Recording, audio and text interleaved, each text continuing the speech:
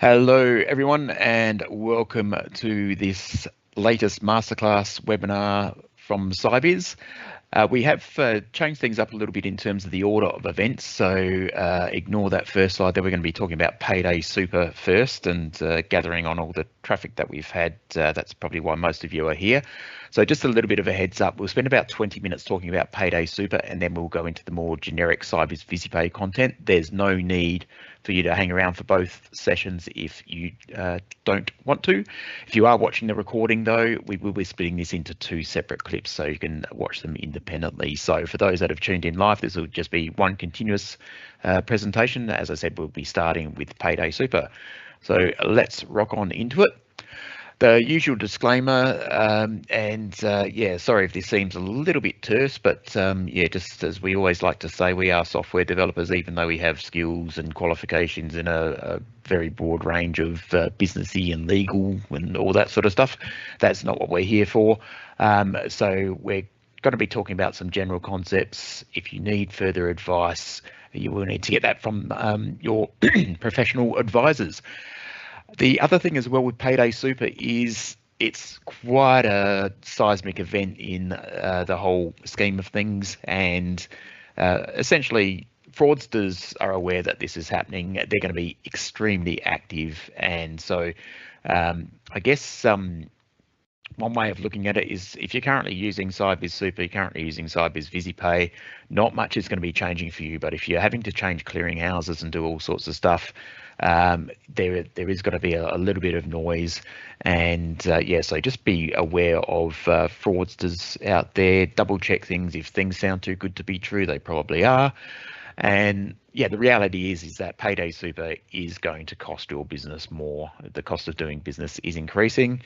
And if anyone wants to swap their cost of doing business for Payday Super with my cost of business of Payday Super, I will gladly do that. Yeah, the cost of Sybiz is easily enough to buy a house on an annual basis. So hopefully that's not the case for you guys, and we're doing our best to keep the costs as low as possible, and we'll talk a bit more about that as we go through.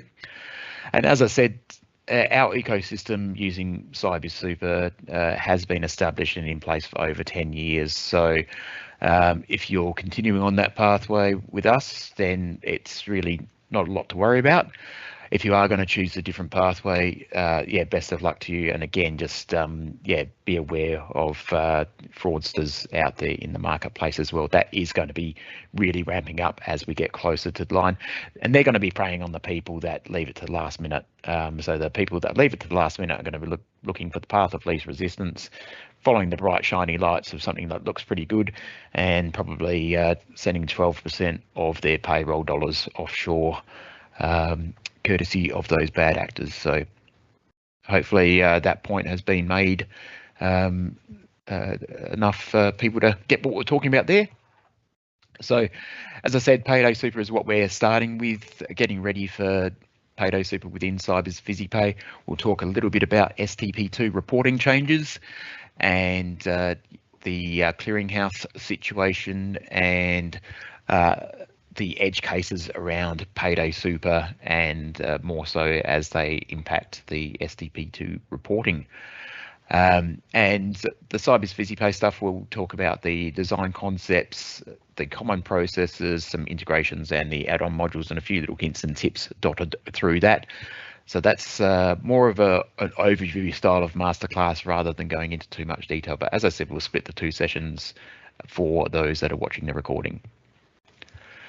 Let's jump into Payday Super, and yeah, we've seen a lot of PDSs coming through this morning for those that are choosing Sybiz Super, and we expect that to really tick up as well.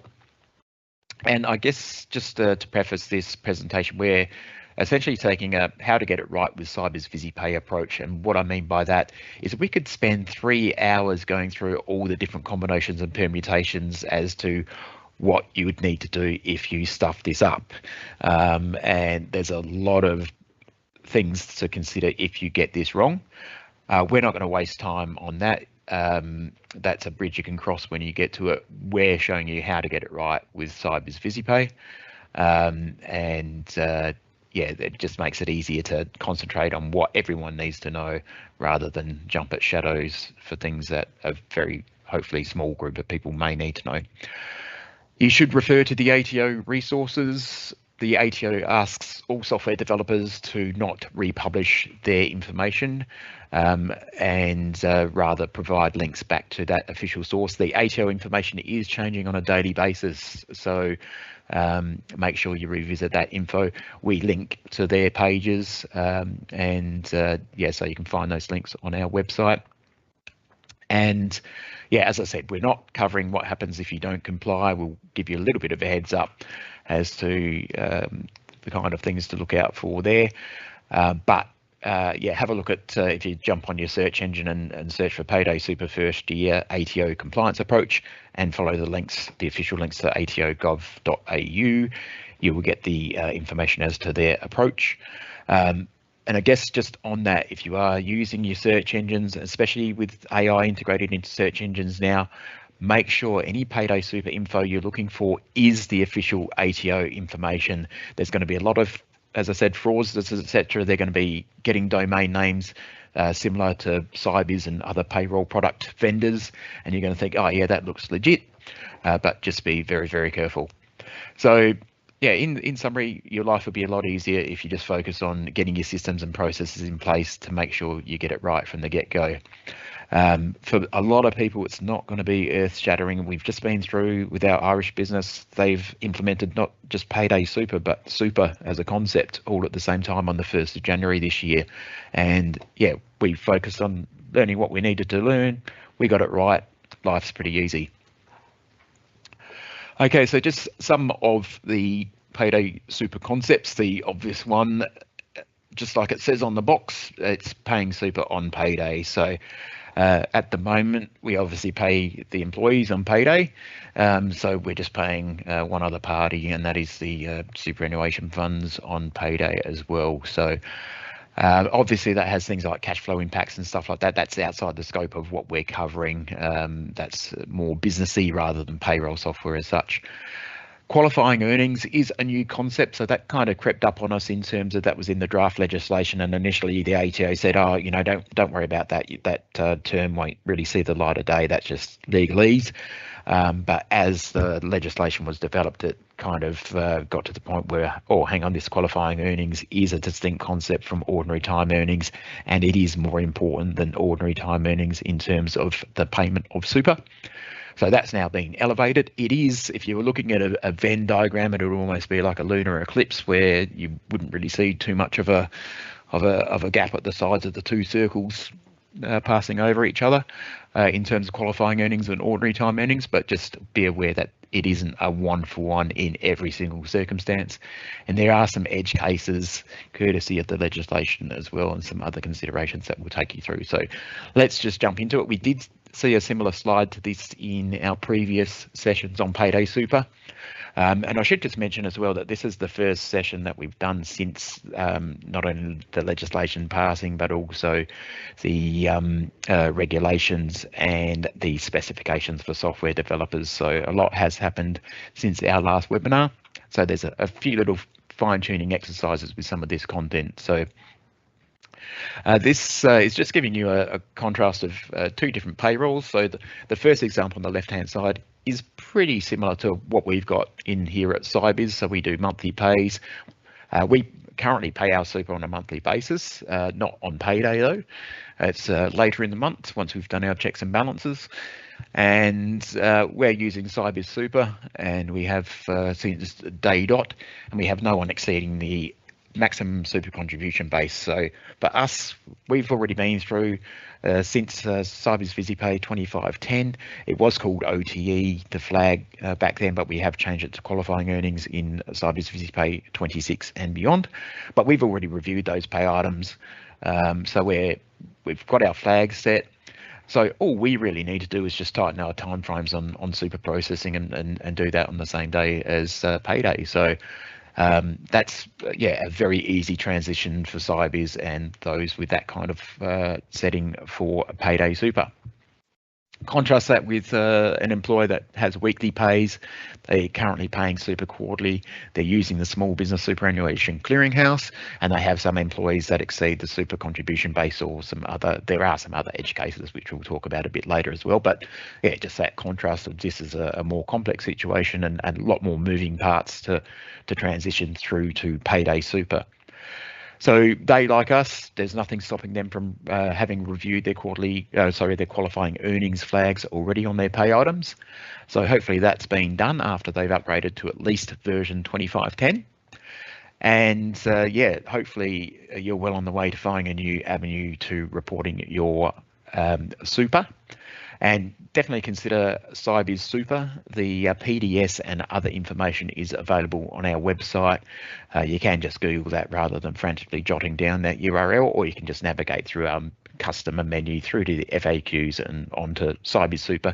And we also have other FAQ sections there for Payday Super as well. And yeah, so in that scenario of the weekly pays, you're currently paying 52, 53 weeks a year, but you're now going to be paying super 52 or 53 times a year as well, up from 4. So there's a lot more contact points, a lot more moving parts, a lot more things that can go wrong in terms of that massive magnification of frequency there. So yeah, so you're going to have to also manage the transition from the quarterly maximum contribution base to the annual contribution base. So we'll have some information as 2610 is released to take you through that process as well. So yeah, more info will, as I said, follow with the 2610 release. Okay, so yeah, paying super on Payday, that's what it is all about. As I said, we've just been through that process in Ireland with our Irish business over there as well.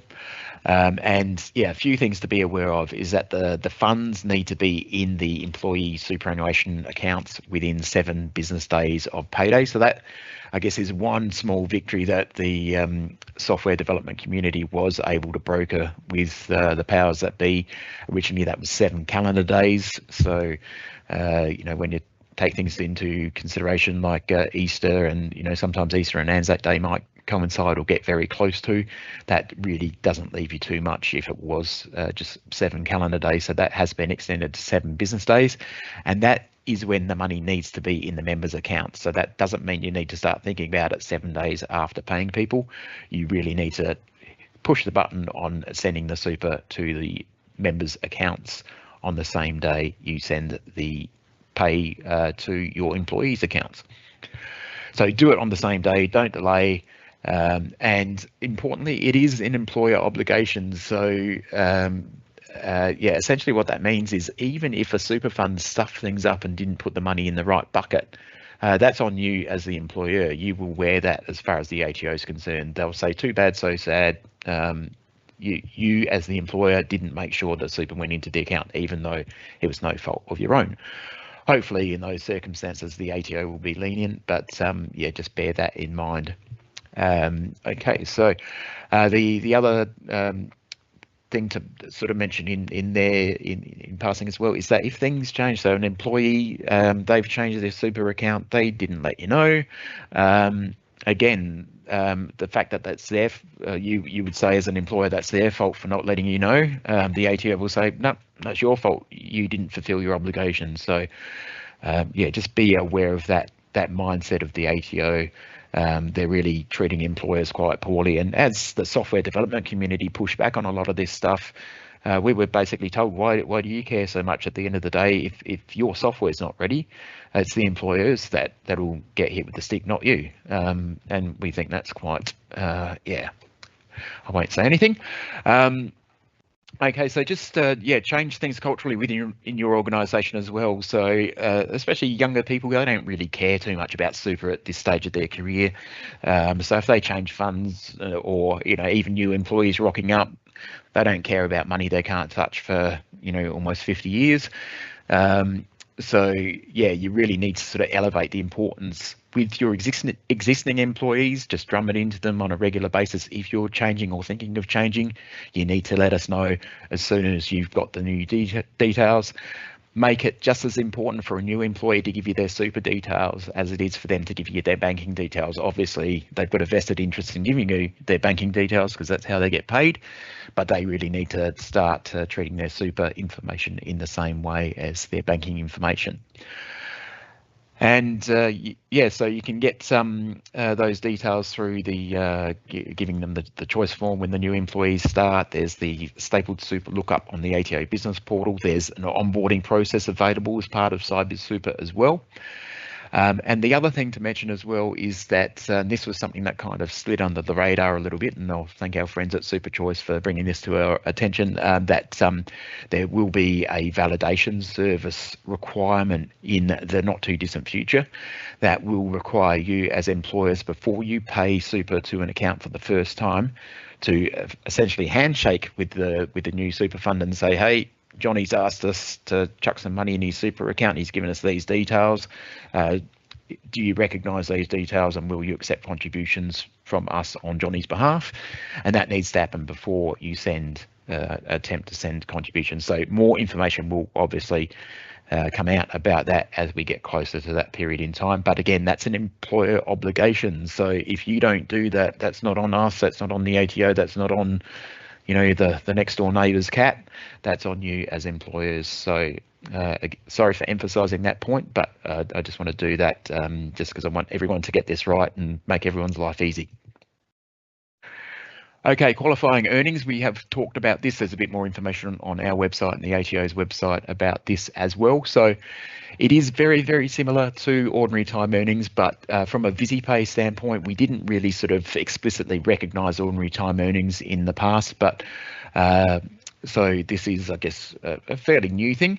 What we've done with our upgrades, so when you upgrade to 2510 or above, any items that you would set to any pay items that were set to employer superannuation does apply, would have the qualifying earnings flag ticked on. That's the best we could do for you, and in most cases that will be correct. But if you're paying super on things that you don't need to pay super on, you will need to uncheck that qualifying earnings flag. So qualifying earnings must be reported accurately and correctly. So don't over report it, don't under report it. You've got to report that with precision. And if you choose to pay super on things that you aren't legally required to, you will need to just untick that qualifying earnings flag, but leave the super does apply setting on that pay item. And all along the super liability information that's collected as part of the STP reporting, we've included that in our STP submissions. So just very quickly under the hood, up until now, STP reporting has had to report either the super liability or ordinary time earnings, or both. We've just been reporting the super liability because that's the only information that Visipay has known in the past. Going forward, from the 1st of July and not before, you need to report the super liability and the qualifying earnings amounts. So that's the key change to the STP reporting. Okie doke. So just this is a little bit hypothetical, but just to take you through what this new information will mean as far as the ATO is concerned. So the ATO is going to be doing some data matching. So they're going to look at the qualifying earnings, they're going to multiply it by the super rate, and then they're going to have a look at your not just your reported super liability, but also the information that's flowing through SuperStream for the super reporting. And they're going to say, okay, well, are you actually paying at least the same amount as the qualifying earnings multiplied by the super rate as employer super? So if you pay over, they're going to give you a tick. If you pay the same amount, they're going to give you a tick. But if you pay under, so pay less super than the qualifying earnings multiplied by the super rate, that's when they're going to come knocking. So that's essentially what's going to be happening under the hood with the data matching. Again, that's a fairly sort of hypothetical example, but just letting you know how these bits and pieces all come into play. Okay, the qualifying earning flag, we have talked about that already, but this is how it appears in the screen. So as I said, when you upgrade, if you had superannuation does apply, then the qualifying earning flag would be automatically ticked for you. And if you do have those exceptions where you're paying additional super that you don't need to pay, just turn the qualifying earning flag off, and what will happen there is the super will continue to calculate. You can continue to pay it, but it won't be classified as qualifying earning. The important point to make there is that the qualifying earning total is what the ATO will be using if you don't get it right. So if you don't pay on time, they're going to be looking at your STP data and going, okay, what's the qualifying earnings? Let's multiply that by the current 12% and chuck on some penalties and perhaps interest, and then hit you with the super guarantee charge. So and just on that, the super guarantee charge, that has had some changes in nature. Again, we're not here as your legal and tax advisors. Have a bit of a squiz of that on the ATO website as to the changes to the super guarantee charge. Yeah, it is something that you've probably been blissfully unaware of because of the quarterly superannuation requirement in the past, but it is something with the change to Payday Super, because of those touch points increasing, it is possible that what are those 52 weeks of the year you might get things wrong. Yeah, so just make yourself aware of the changes in the super guarantee charge. And yeah, so we've talked enough about the qualifying earnings. We did cover that in our previous webinars as well. So I'll move on to the next slide.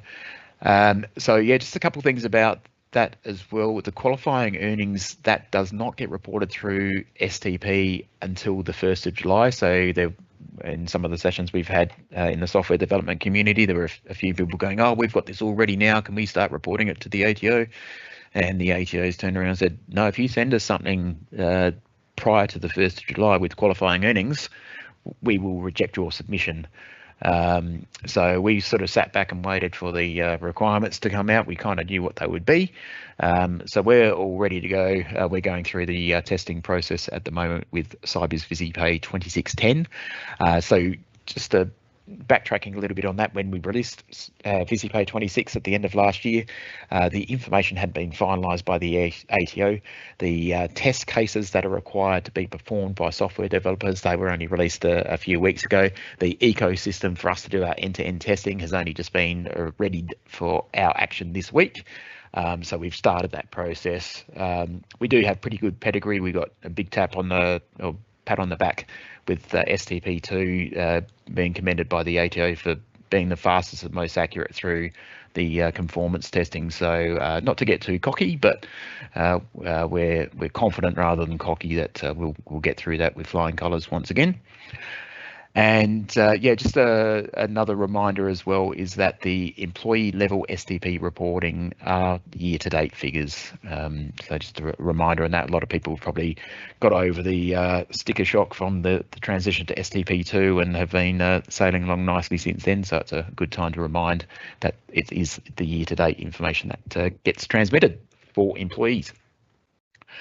Okay, so a couple of the edge cases. So this is probably the big one in terms of almost if this wasn't an issue, yeah, we could have continued on pretty much with OTE, but essentially commission derived solely from overtime is now deemed as qualifying earnings. It was not, and is still not deemed as OTE, but OTE as a concept, at least in this space, is not really relevant anymore. QE is the leader of the gang. But bonuses, yeah, they're still not deemed, sorry, bonuses from overtime solely, they're not deemed QE, so that's a little bit of a differential treatment. So they're still deemed as OTE, but not QE, so it's unchanged in that regard. So it's yeah, a little bit of a head scratch at that one, but oh well. The super contribution base is changing from quarterly to annual. These have a few different names, but a shortfall exemption certificate is the official name. Some people call it a super exemption, but essentially what these are, and we have had quite a few people in the questions that were submitted through the registration process saying, hey, what the heck do we do with these shortfall exemption certificates? Essentially, what this is all about, for those that don't know, is that if one person has two highly paying jobs concurrently and they don't want any super from their second employer, that they can get a shortfall exemption certificate from the ATO, provide that to the employer, and that's the employer's get out of jail free card for not paying super for that employee for the designated period. So that is supported in Sybiz Visipay now. Previously, you probably had to flick people through different staff types, but there is now a new flag in 2610 to hold super to the date that's specified on the certificate. So on that as well, there's nothing in the specific STP reporting that tells the ATO that that person is subject to a shortfall exemption certificate. The ATO say they will do their own data matching in the back end, which kind of makes a lot of this again a bit of a head scratcher, because they've essentially got through SuperStream and STP data as is. They've got the information that they need for pretty much anything that relates to Payday Super anyway, but I'll leave that to them. The other exception as well is that under 18s working 30 or less hours per week, they aren't deemed to be subject to qualifying earnings until they exceed 30 hours for the week. So we've got some smarts in Sybiz Visipay to handle that as well. Yeah, we'll provide more information when 2610 is released. And then, yeah, as I said, go through those pay items that you're currently paying super on that you're not required to by law, and just check off the qualifying earnings if that's the case. So you may need to get some specific advice, especially if there's some other instrument other than legislation that's compelling you to pay super. There might be some grey areas there, but I'll leave you to work through that with your advisors. Okay, and just a couple other bits and pieces as well is we do have a bit of a transitional issue. So for those that are getting close to their concessional contribution caps, essentially just something to be aware of is that you may do as many as 3 weekly Payday Super runs before you are due to pay your final superannuation contributions for the current financial year. So you're effectively getting bits of 2 financial years crossing over. One thing just to remind you about as well is that super contributions are deemed as being belonging to the financial year in which they are received by the funds. So it's a good idea, if you are wanting to make sure that all the super has been paid prior to the 30th of June, make sure you've done your super on or before the 20th of June. There may be some more specific information that comes out. I think last year, for those using the Small Business Superannuation Clearinghouse, the ATO said the 19th of June, or it may have even been the 18th. So just keep an ear to the ground on that as well. But also, if you have previously been in the practice of paying your final quarter in the new financial year, and you're going to be bringing the final quarter this year into this current financial year, that may mean that you've got 5 quarters being paid within a financial year, and that could also make some issues for those that are getting close to the concessional contribution cap. And the ATO has processes to deal with that. So again, just wanted to make you aware that it is kind of crossing over into that advice beyond the software, but just one of those things to consider. From a Sybiz Super and SAF file point of view, so Sybiz Super uses the same employer portal as STP. So for those, obviously, every Australian Sybiz Visipay customer has been using STP and has had the ability to log into the portal. In pretty much 99.9% of cases, there has been absolutely no need to log into the portal to see what's going on there, because everything's sort of gone through swimmingly. Just be aware that it is the same back-end portal there. Essentially, the process involves uploading and submitting a SAF file. Funds are direct debited as part of that process, just be aware that as soon as you hit the direct debit button, that will start that process of withdrawing the funds. It might take a day or two, you can't defer that process. So if you were going on leave, you'd have to hit that button. You can't sort of post date it or anything at this point in time. There's onboarding facility within the portal as well for Sybiz Super customers to help onboard the new employees and take them through a really good process to identify their super accounts, etc., or even if they're new to the workforce, sign them up to your default fund if that is what they choose to do. So more information about Sybiz Super, including the PDS and fee structure, etc., is available from that link. Because it is a financial services product, we do defer to the PDS rather than ask questions that are otherwise contained in the PDS, and you can seek advice as required. So we do have the SAF file available separately for non-Sybiz Super use. That does carry a fee with that as well. But just be aware that that is available. One word of advice on that, or word of warning rather, is that some of the other clearinghouses, they will mandate information for their own purposes. So for their own marketing or data analysis, that's got nothing to do with their job of making sure the super hits your members' accounts. They just want that for their own internal purposes. So they might want to know what your next door neighbour's shoe size is, just for their marketing purposes, and you're going to have to find a way to get that into the SAF file. So that's why we've got the Sybiz Super approach, rather than trying to sort of have all these different approaches. We've just chosen one. It's been in play for a number of years. It is powered by Super Choice Services. We don't sing that from the rooftop. They've been great partners for us over the years.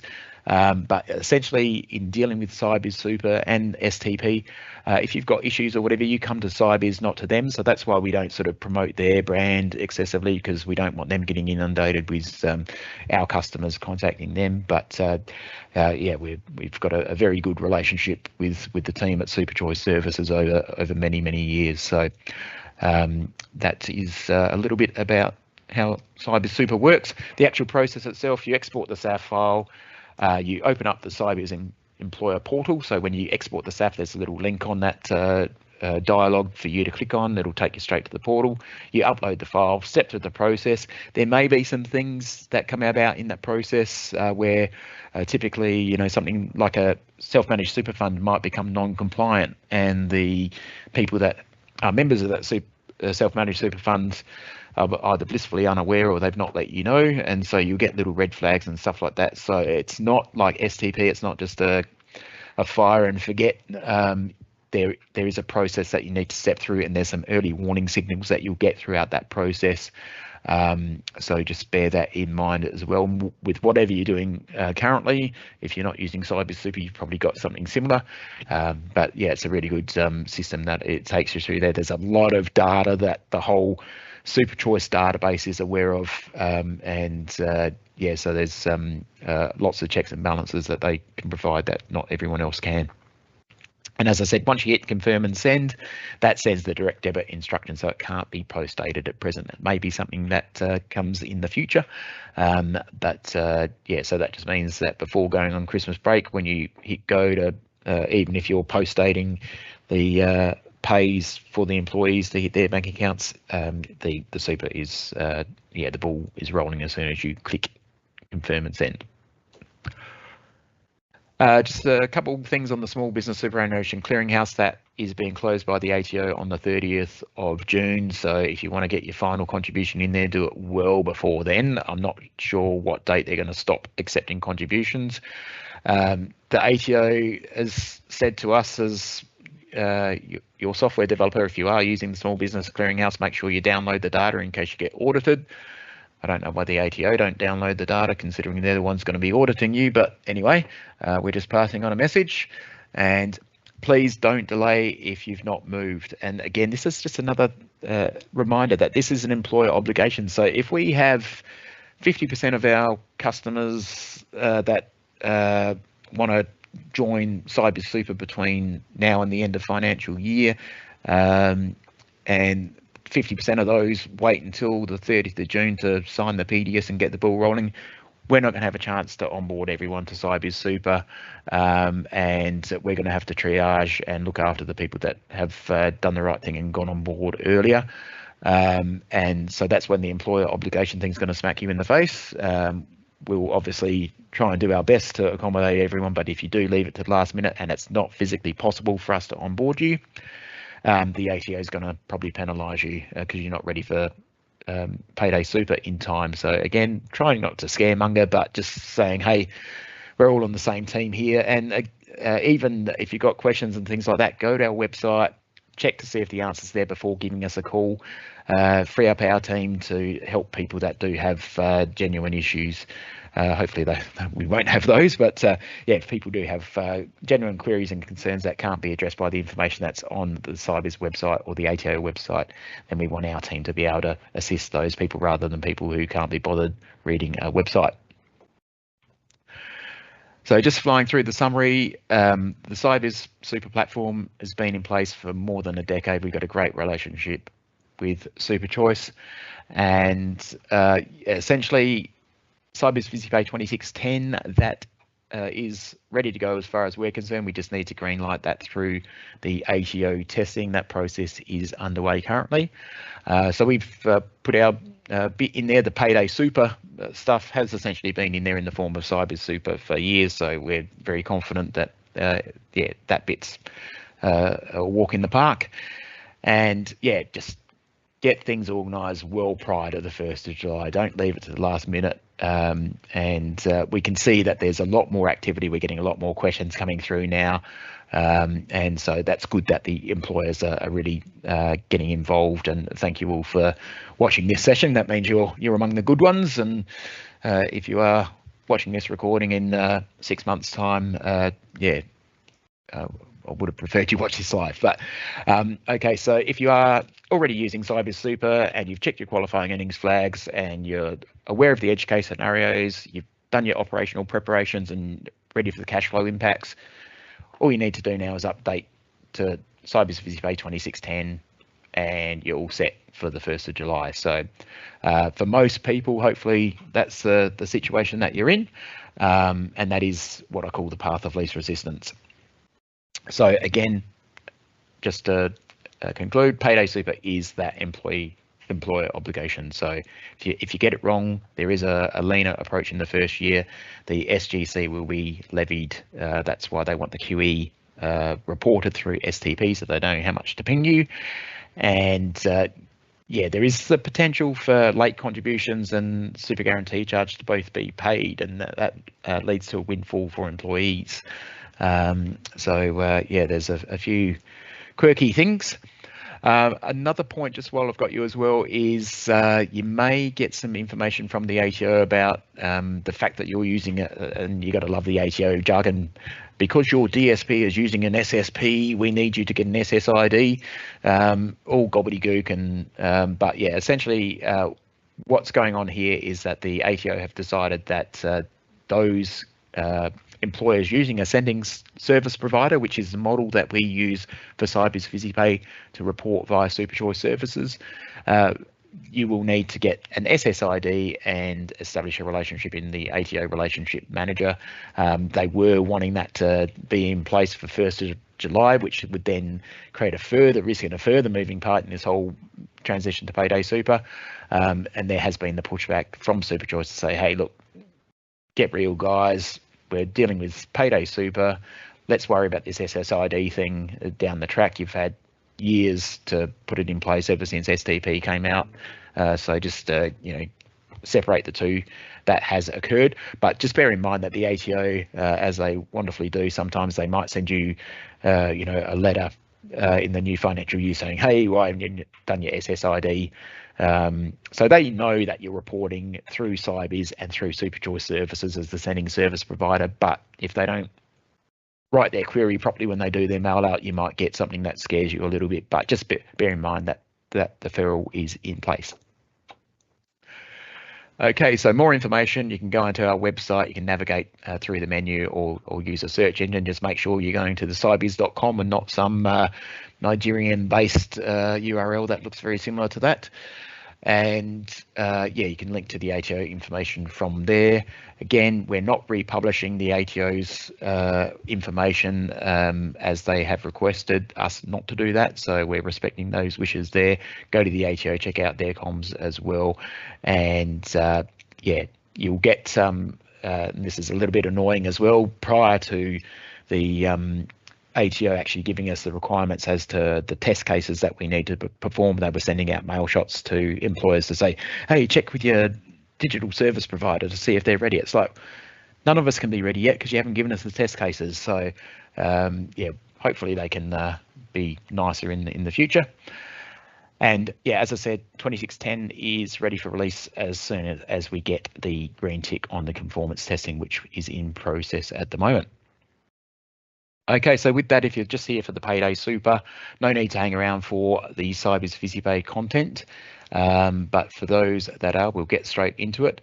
So we're going to start with a bit of a conceptual introduction, look at some of the configuration, focus on what's in the employee records, have a look at the payroll process overview and some of the other processes within Sybiz Visipay, look at integrations and optional modules, and just letting you know that this is Australia-centric content. So apologies if you're in another jurisdiction, that yeah, some of this stuff may not apply to your legal settings in your country.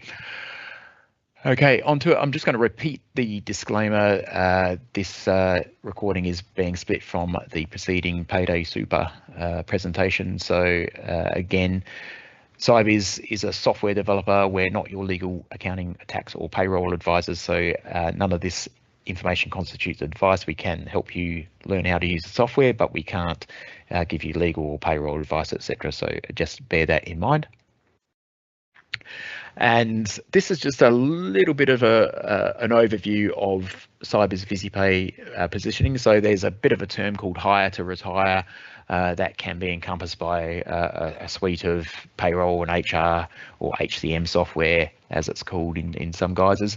And yeah, a little bit of a confusing slide, but essentially what I'm attempting to do here is to say the cells in teal, they are covered by the Sybiz Visipay ecosystem. The initial recruitment and hiring, that's outside the scope of what Sybiz Visipay does, similar with the offboarding. So if you've got those processes in your organisation and you want to automate them, then you'd need to integrate other systems or handle them separately if you're using Sybiz Visipay. And then third-party products can also help extend what Sybiz Visipay can be done. So things like time clocks, etc., can do award interpretation, and rostering systems can pre-fill timesheets and things like that. Policies can feed into HR management. Learning platforms can feed into HR management.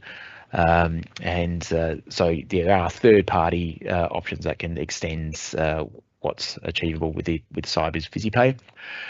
And then on the other side, the Sybiz Visipay column, yeah, you've got the various parts of the ecosystem. You've got the Sybiz Employer Portal for onboarding.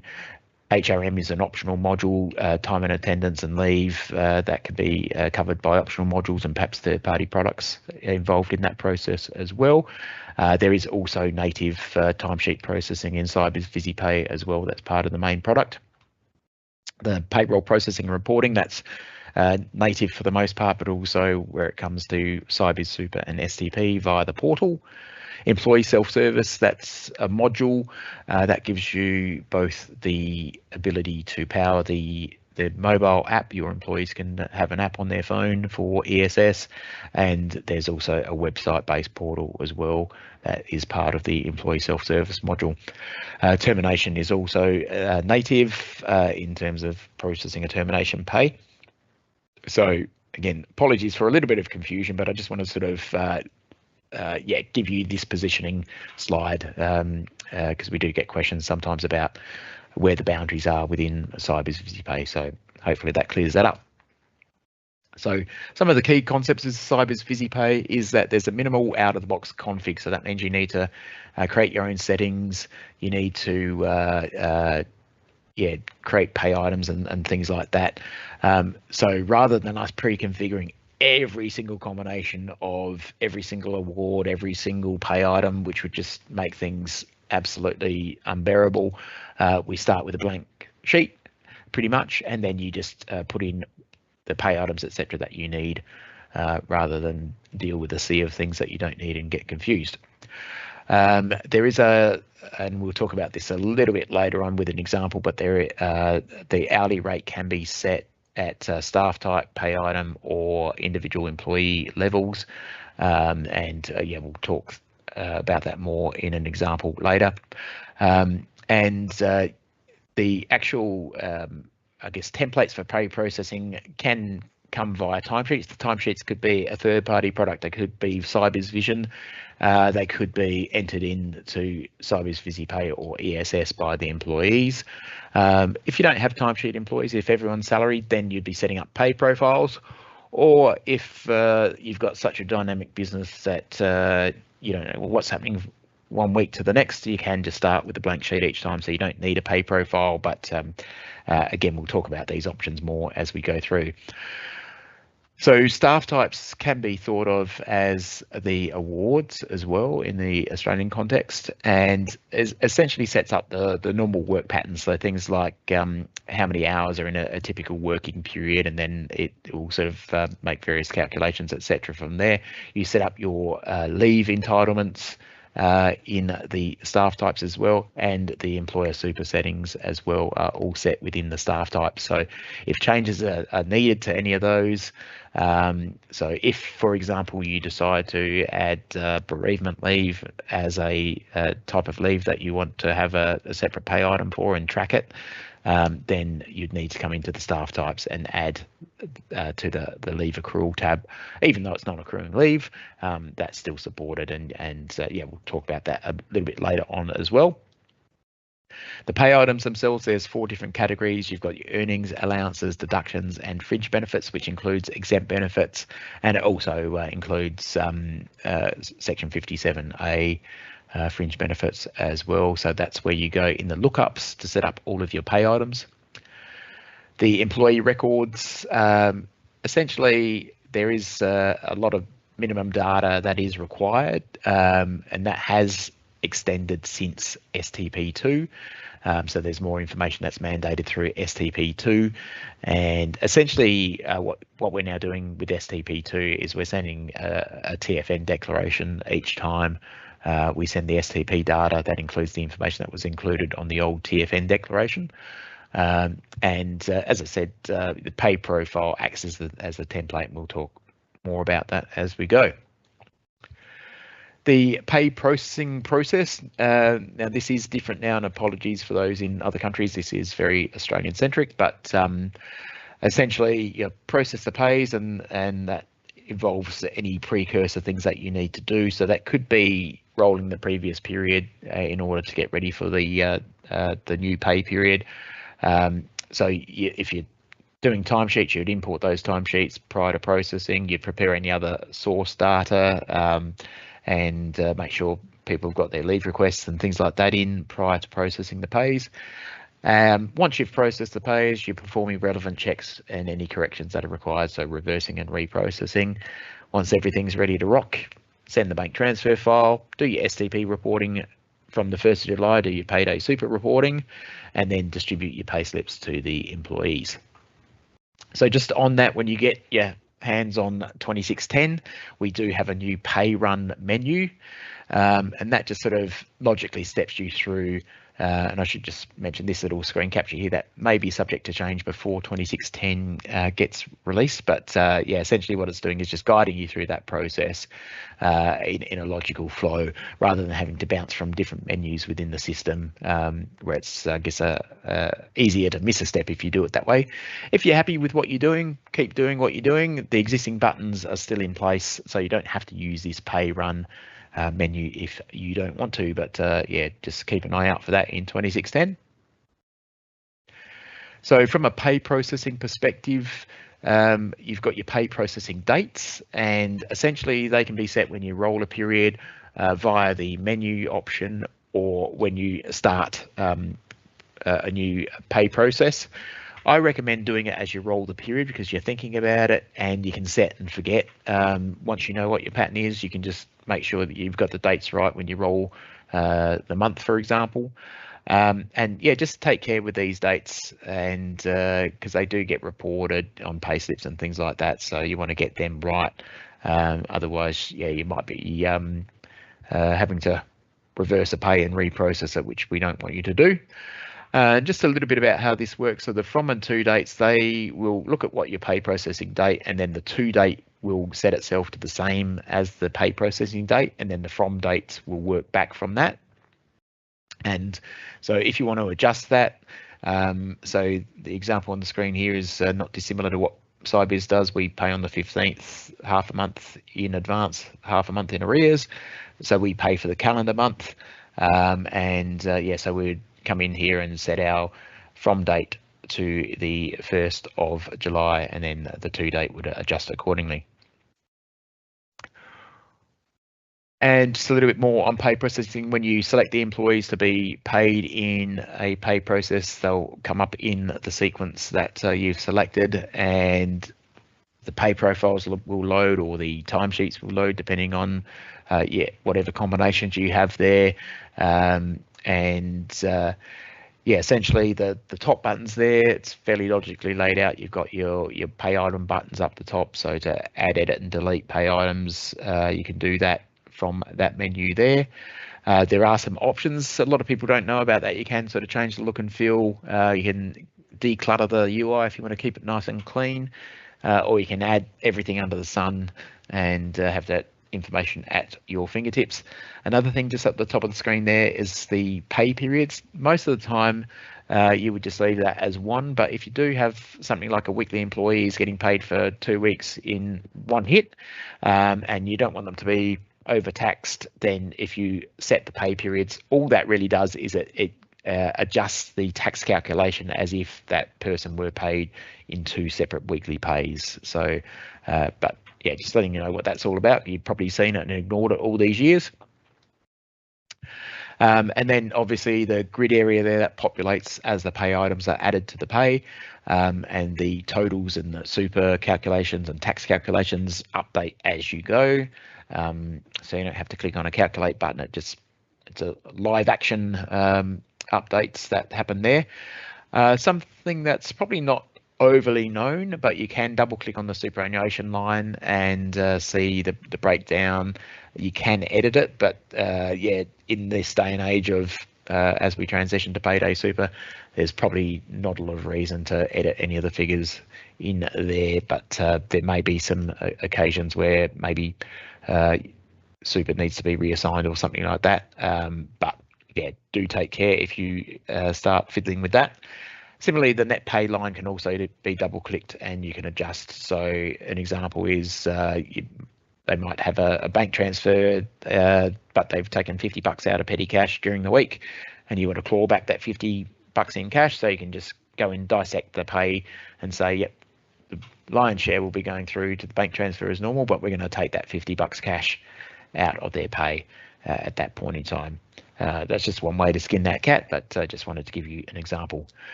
The buttons down the bottom, or before we get there, you will get some information about things like the employee's anniversary. Any approved leave requests will also appear in orange just below that green area there, and you can double click on those to action. And you also have the normal hours total down there. So just if you are doing things like adding leave, etc., and you want to check to make sure the normal hourly hours are correct, that's where you do it down the bottom there. And then just the buttons down the bottom where they're not self-explanatory, or you may want to know the use case for them. So process all.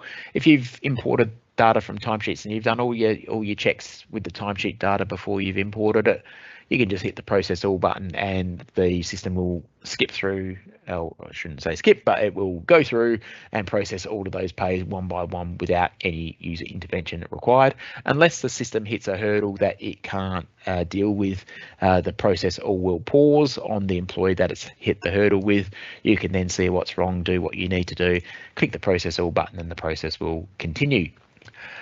Yeah, you can also be used if you're perhaps a smaller organisation, everyone's on salary and there's nothing unusual, no one's taken any leave. You can just go in there, click process all. Yeah, that's what that does. The reload profile, that essentially restores the employee's pay profile, so you can start again. So if you've gone through and you've added all these pay items and yeah, you've realised that that's the wrong employee, you can just click on the reload profile and that will get you back to where you started rather than having to exit the pay processing and start again. And the save and restore buttons, they are paired. So if you had a situation where you were going through and processing pays and you realise that, oh, hang on, I know this person was off sick last week, but there's no prompt for sick leave, then you can save their record, flick them an email, say, hey, get your sick leave request in and approved, and then when you come back into the pay processing, you can just restore their pay. So anything that you had added, you can then do what you need to do there. So, and then, yeah, the other buttons are self-explanatory. In terms of checking pays, you can review reports, or some people prefer to spot check via the pay history tab. So they'll look at report totals and things like that, and then have a look at the pay history tab for employees and go in and just make sure that everything is as expected. So if they know certain employees have had unusual events happen, they'll drill down, have a look and see what's going on, and make sure that things have been processed as expected. If something needs to be fixed, reverse the pay and reprocess it. It's as simple as that. And once everything's all, you're happy with everything, you do your reporting. And if you're not using report sets, please use them. They make life a lot easier. They're pretty easy to set up, and once you've set them up, you can reuse them every month rather than running individual reports on a repetitive basis. Your report set just essentially takes all the reports in the report set and compiles one PDF for you to refer to and file away. So suggested contents, you've got your balance list reports depending on the pay frequencies that you engage in. Pay summary complete, you can have different flavors of that in a report set, so that's another reason to use a report set. You might want to do the pay summary complete per location, which will help with payroll tax and other calculations. The pay history, you may not want to do that. That essentially creates a little snapshot of each of the employees' pays for that period that you're reporting upon. STP2 reconciliation report, that has been updated in 2610 to include qualifying earnings. And I guess there's a vast array of people that there's some people who don't care about that report at all at any time of year. There's people that look at it religiously every pay period, and then there's people that only worry about it at the end of the year. One point on that, because this report has been updated to include qualifying earnings, if you do have a specialized version, if you have customized a version of the STP2 reconciliation report in a prior version, you'll need to just redo those customizations, or if it's easier, add the qualifying earnings fields on to your customized version of the report, so it won't automatically appear in your own customized versions of the STP2 reconciliation report. It's a good idea to chuck in the super contributions, departmental cost analysis if that's necessary, and then there's a few leave reports. You've got your leave liability, which will help with your journals that you might want to put into your general ledger. Leave history, if you wanted to keep a copy of that. Accrual history tracking, that's also a good one. That'll let you know the ins and outs of leave accruals during that period as well. And I also recommend that you retain the reports that are generated during things like the superannuation export and general ledger export where necessary as well. STP reporting, we have four different STP events, I should say, within Sybiz Visipay. So the two standard ones are the pay event and the update event. And yeah, for those that are new to Visipay, just these are the standard ATO STP events. So the pay event is your normal event that you do after you process pays, and it's due on or before the payday, and it includes the year-to-date employee level totals and the pay event, i.e. not year-to-date employer totals. The update event, that just provides the updated employee level year-to-date data. So it may be something as simple as a change of address. You don't have to sort of do those kind of things during an update event. They can just wait until the next pay event to be communicated to the ATO. It's not really required much these days in terms of I guess a normal update event, but we do have 2 specialized update events that we've put into Sybiz Visipay to make life easier. So there's a 0 update event. So if you decide you want to change your employee numbers, the 0 update event would be used prior to changing the employee numbers. For example, there are other cases that you'd use that, but it just makes that process easier. And that's, I guess, one example where if you were changing the employee numbers, you'd do a 0 update event, then you'd change your employee numbers, then you do an update event to re-establish the year-to-date balances for those employees. And then the employment income statement, that is another specialized update event. So that's your end of year reporting. So if you rang up your accountant and said, oh, I'm doing my employment income statement STP reporting in Visipay, they'd go, what are you talking about? They'd be saying, oh, you need to do an update event with the final event indicator. That's essentially what the employment income statement is. And yeah, if you need to add more pay items, it's a good time to review as we transition to Payday Super, and you want to know how to categorize them from an STP2. There is the ATO STP2 quick reference guide. Google that, make sure you go to the official ATO site, and that'll tell you the treatment for a whole vast array of earning items and allowances, etc., as to their STP2 treatment. The employer portal, that serves a number of purposes, so that can do the onboarding process to collect data from new employees. Now that doesn't get sucked into Visipay because you lose all control over data quality. So if someone just wants to put everything in lowercase, or they're going to spell their street name incorrectly or their suburb incorrectly or whatever, you don't want that contaminating your data. So instead you get a spreadsheet to download and review and input the data as you require. And that may be extended at some point in time to have a intermediate step to check the data and then import it straight into Visipay. So that's a fairly new technology we have within the portal, which will evolve. Of course, you've got your STP reporting. So for a lot of people, that's just a passive thing. They don't see the portal. The portal just takes care of it in the background. But one of the key advantages to the model that we're using is that if the ATO servers are down, when you click submit, that data will still go to the employer portal, and then the employer portal will keep retrying periodically. Once the ATO servers come back online, it'll send your data across. You don't have to sort of keep clicking retry throughout the course of the day. And then, of course, Sybiz Super is the other magical thing covered by the employer portal. And yeah, that's obviously getting its moment in the sun at the moment with the move to Payday Super. So, yeah, we covered that in the previous session.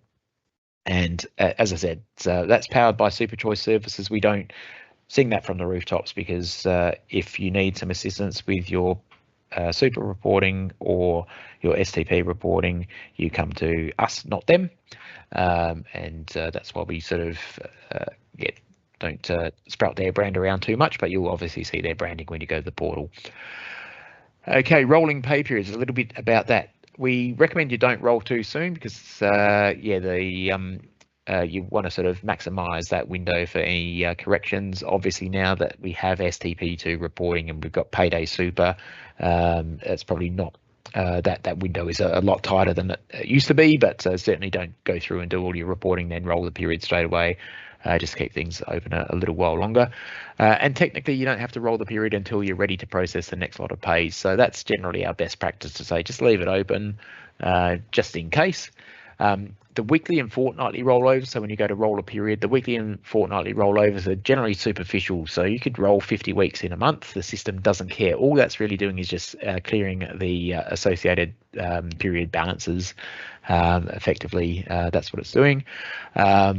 And the monthly and yearly rollovers, they are strict. They do stuff to your data, and yeah, you don't want to sort of do them on a whim. You want to make sure that you're very conscious of the buttons that you're clicking at that point in time.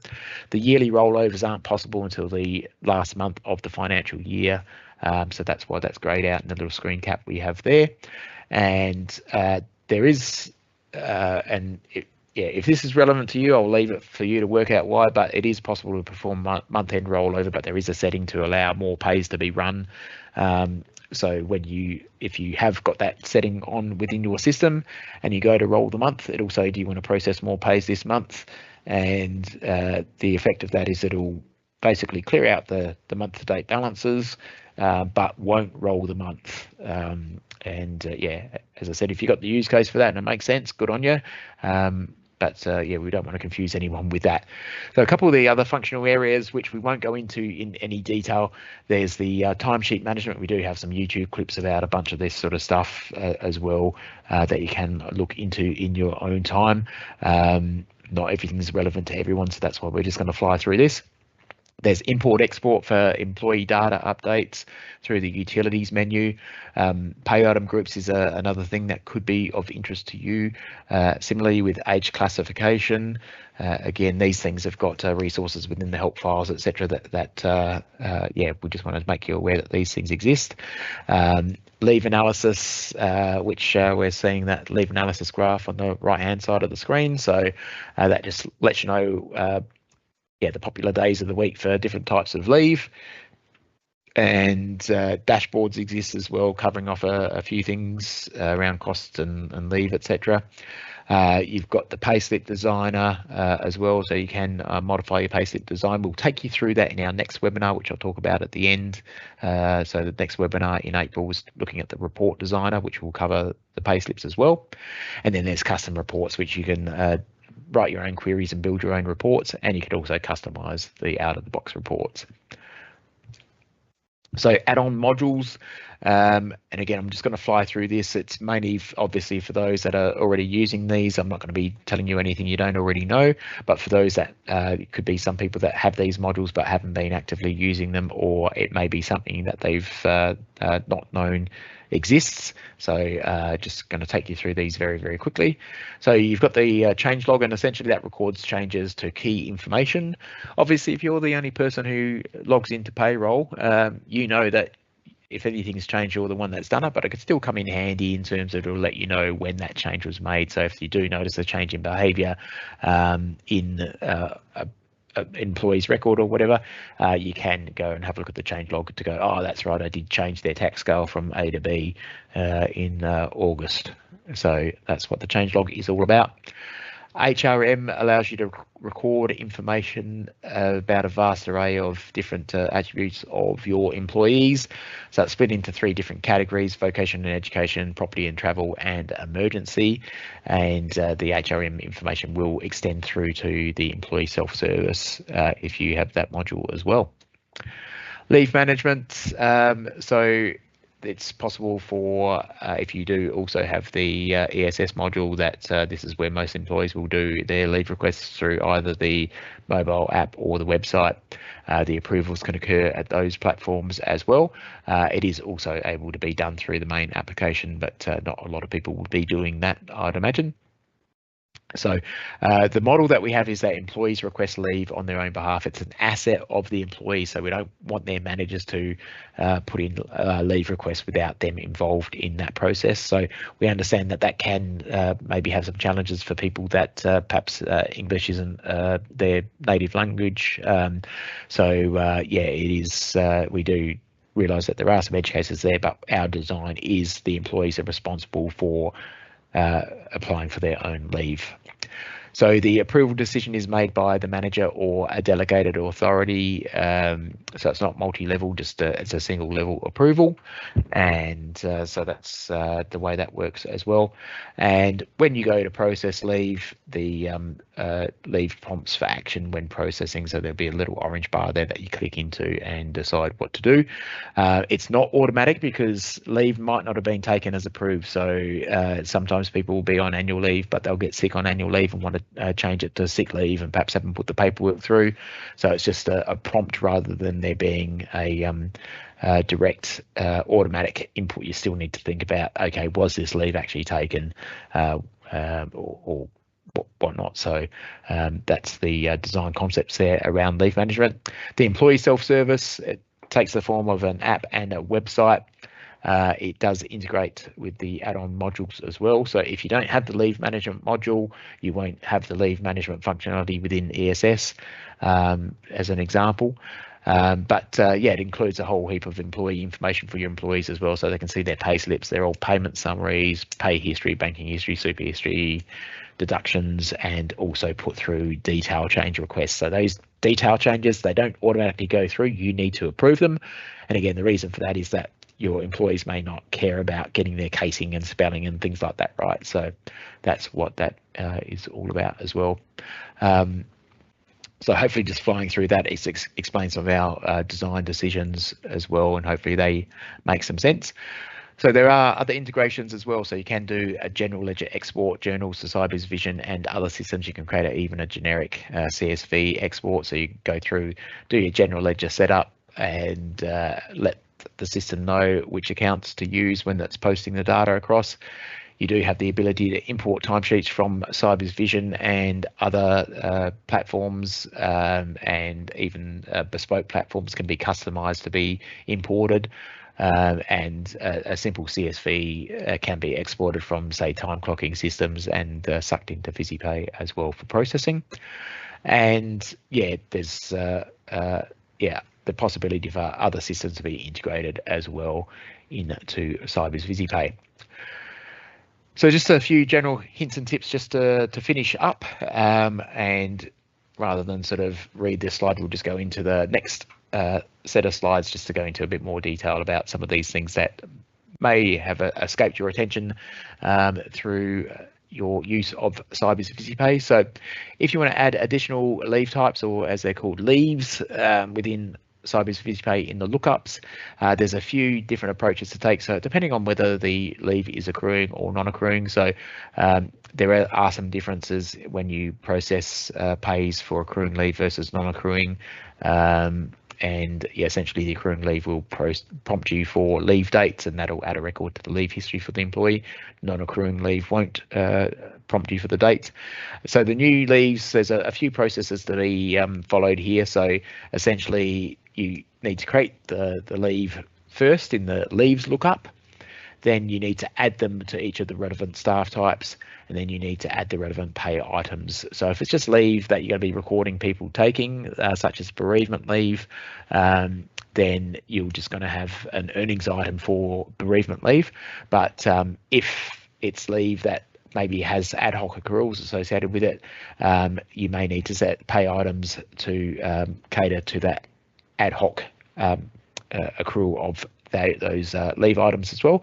And the way we do that is covered on the next slide. It's the in lieu pay items. So that enables a leave to be accrued on an ad hoc basis. So you can have like an audit trail of those leave entitlements by using in lieu pay items. So this example here is an RDO accrual. So perhaps someone's worked a few extra hours, and your agreement with them is that they just add that to their in lieu bucket, so they can take that time off at a different point in the future. And so essentially you set up an in lieu pay item and process that through their pays, and that gives you that history as well. Fringe benefits reporting is, again, something that not a lot of people are aware of, but still fringe benefits is relevant to them. So Sybiz Visipay is capable of recording your reportable fringe benefits, including Section 57A. I won't explain what that is. If you know what it is, you're in the know, but if you don't, it's not relevant to you, most likely. Exempt benefits are also catered to, so that includes things like non-super salary sacrifice. And if you are processing fringe benefits external to the system, and you want to, or you don't, it's not the case of wanting to, you need to report that information through to the ATO, you can put the information into the balances tab on the employee record. So just in the bottom right hand corner there of the screen, you can set that data. Just a word of warning about the fringe benefit financial year. It's not the same as the Australian financial year. Yeah, just bear that in mind, that sometimes the values won't appear as they seem because of those incongruent end years. I don't know why they haven't been aligned now that everything's electronic, but it does hark back to the old manual paper days. Processing pay with leave. this is irrespective of whether you're using the Leave Manager module or not. You'll see the little orange, and apologies for those that aren't able to distinguish the colors at the bottom of the screen, but there's a green and orange bar there. So the orange bar is able to be double clicked, where you can go in and look at that approved leave and decide what you need to do with that. Hopefully most of the time it is taken as approved, and you just do the relevant pay item on the pay processing screen. But what we recommend is that you decrement the normal hours before adding the annual leave, and that just main reason for that is it just saves you getting a bit of a prompt saying, hey, you've put in more hours than this person has in their normal week, and do you want to calculate this pay over multiple tax periods? As we said before, the tax periods, the pay periods in the top left hand corner, all they do is they dilute the tax that's calculated, so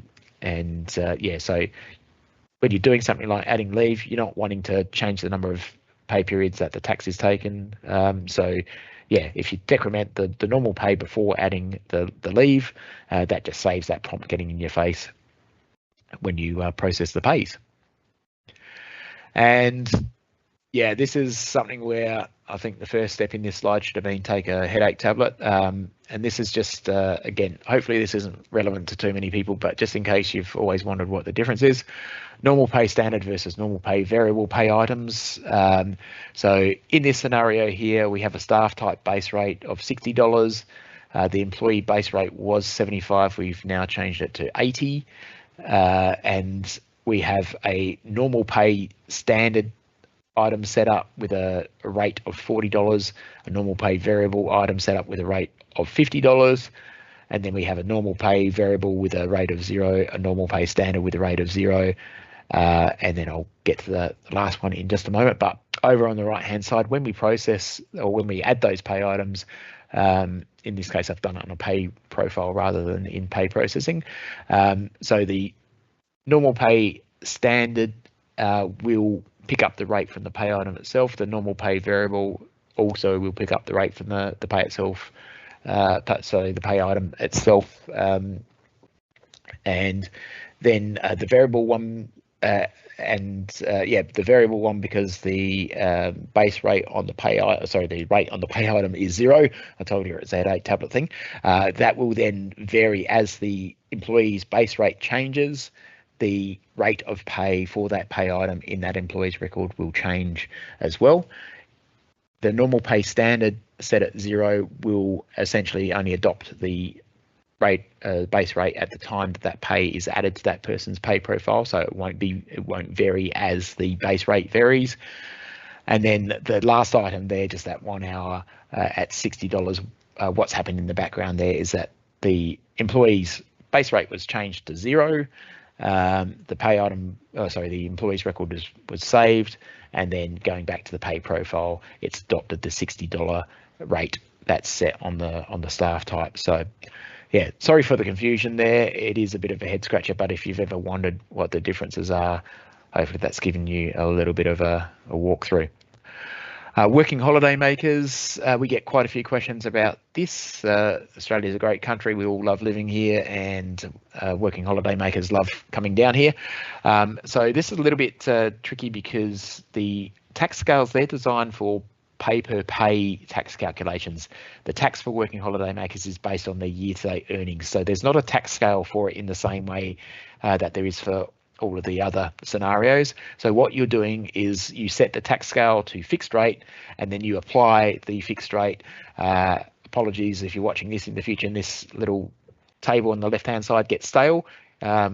The working holiday maker tax rates are stepped based on the year-to-date earnings, and so you set the percentage accordingly as the year-to-date earnings of your working holiday maker increases. And so that's how that works. So you're using a fixed tax rate, and then you're tracking the year-to-date earnings of that employee. And if they're not expected to earn over $45,000 while they're with you, then this is pretty much a set and forget. You set it to 15 cents and Bob's your uncle. But if they do tip over that 45 and go into that next bracket, then you'll need to change their fixed tax rate as they step through. Okay, there will be a quiz, which we'll send you the details to with this recording later on today. And yeah, our next webinar is the report writing hints and tips. So that is Sybiz Vision focus, but we will touch on Sybiz Visipay as well. So a lot of the concepts will be relevant to Sybiz Visipay from both a payslip editing and a report modifying perspective. If it scares you a little bit, there are some things that will show you. Essentially, our design process with Sybiz Visipay is and Vision is you clone a report before you modify it. So if you get it drastically wrong, you can always go back to your original. So it is something that yeah, you don't have to be too scared of. We'll talk about the concepts of custom reports as well and modifying existing reports at an end user level. So we're not going to get into anything too technical. We're just going to say, hey, if your logo's changed and it's a different aspect ratio to your previous logo and you want to make your payslip look pretty again, we'll walk you through those concepts. And just advance notice as well that the end of financial year webinar, the date for that will be the 22nd of June. That's, of course, the Australian end of financial year webinar. So thank you very much for your time today, and whether you've tuned in live or watched the recording, and we wish you all the very best for the week ahead. Cheers. Thanks again. Bye.